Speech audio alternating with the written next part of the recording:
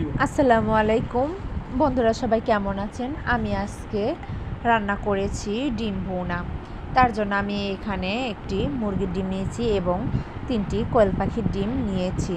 আমি ডিমগুলো সিদ্ধ করে নিয়েছি। ডিমগুলো আমার সিদ্ধ করা হয়ে গেলে এগুলো আমি ঠান্ডা পানিতে রেখেছি, যাতে ছুলতে গেলে ডিমের সাদা অংশগুলো না উঠে যায়।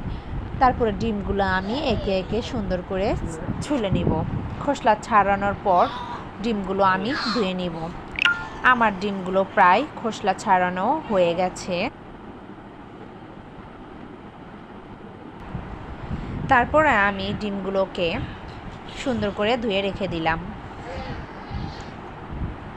এরপর আমি এই রেসিপিতে দেওয়ার জন্য পেঁয়াজ এবং কাঁচামরিচ নিয়েছি।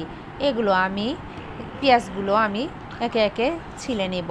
পেঁয়াজগুলো আমার ছিলা হয়ে গেলে এগুলো পানি দিয়ে ভালো করে পরিষ্কার পানি দিয়ে ধুয়ে নিব।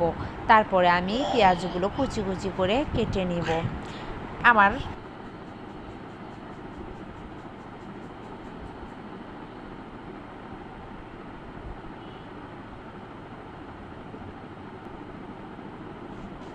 পেঁয়াজগুলো প্রায় কুচানো শেষ হয়ে গেছে।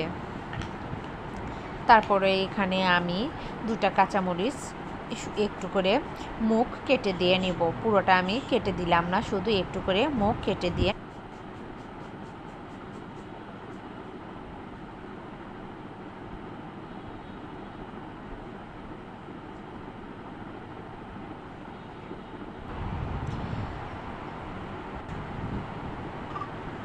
আমি ডিম ভুনাতে দেওয়ার জন্য তেজপাতা এবং জাস্ট দারচিনিটা রেখে দিয়েছি। আমি এবার কড়াইয়ে তেল দিয়ে দিব। চুলায় কড়াই বসানোর পর কড়াই গরম হওয়ার পর আমি এতে তেল দিয়ে দিয়েছি এবং আমি ডিমগুলো দিয়ে দিব। এতে ডিমের উপরে সামান্য পরিমাণ হলুদ দিব। এতে আমি লবণ বা কোনো কিছু দিব না। ডিমটি আমার ভাজা হয়ে গেলে এগুলো আমি উঠিয়ে নিব।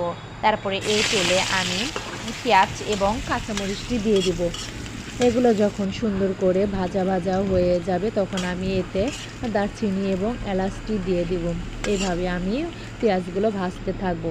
তারপরে আমি এতে